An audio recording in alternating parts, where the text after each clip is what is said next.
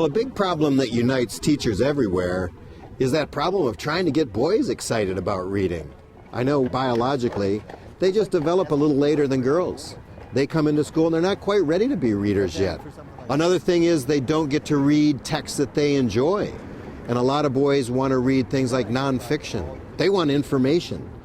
I like to read sports biographies. Yeah.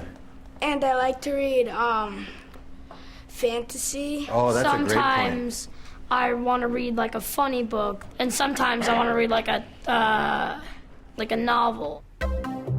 As a teacher, I'd use anything to get boys reading. That included comics and graphic novels. Comics are good, but don't take my word for it. Françoise Mouly is art director of the New Yorker magazine.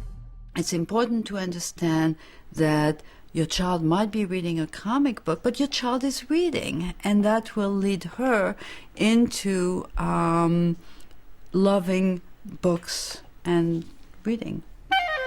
Françoise launched Toon Books, a set of comics in book form for younger kids who are just starting to read. With original stories like Jack in the Box, written and illustrated by Art Spiegelman. What it really embodies is, I think, the experience that you can have with books. That is first an element of surprise. And what happens often with those Toon Books is that the kids can't wait to get through the story, and then they want to read it again and again and again. A simple cartoon can speak wonders to complex ideas. Meanwhile, across town, graphic artist Dan Goldman goes to work. With Shooting War, he attacked the role of the media in the war on terror. Not a book for kids, but some still got hold of it. I've had a lot of younger people come up to me at book signings and comic conventions and tell me that, you know, your book kicked ass, man. Oh, it's like reading a video game. But there are a lot of other people that have said, you know, I didn't understand why I hated the news until I read this book. Now he's deliberately targeting a younger audience with 08, a graphic diary of the presidential race for the White House.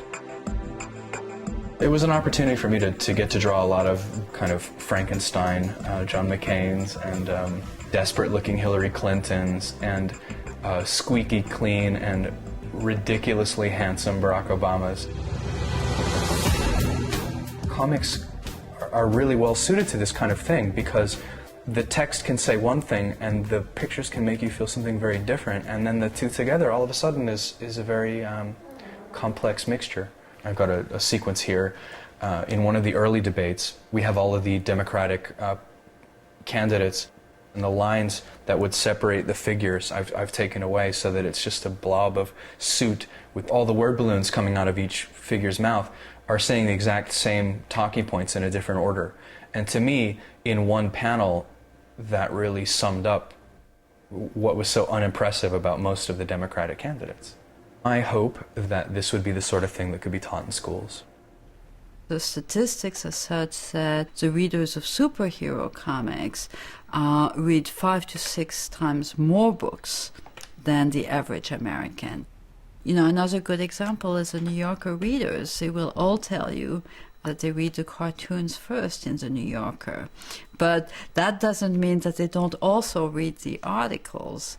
I think the only way it could be a bad thing is if the stories are crap and they're not well written.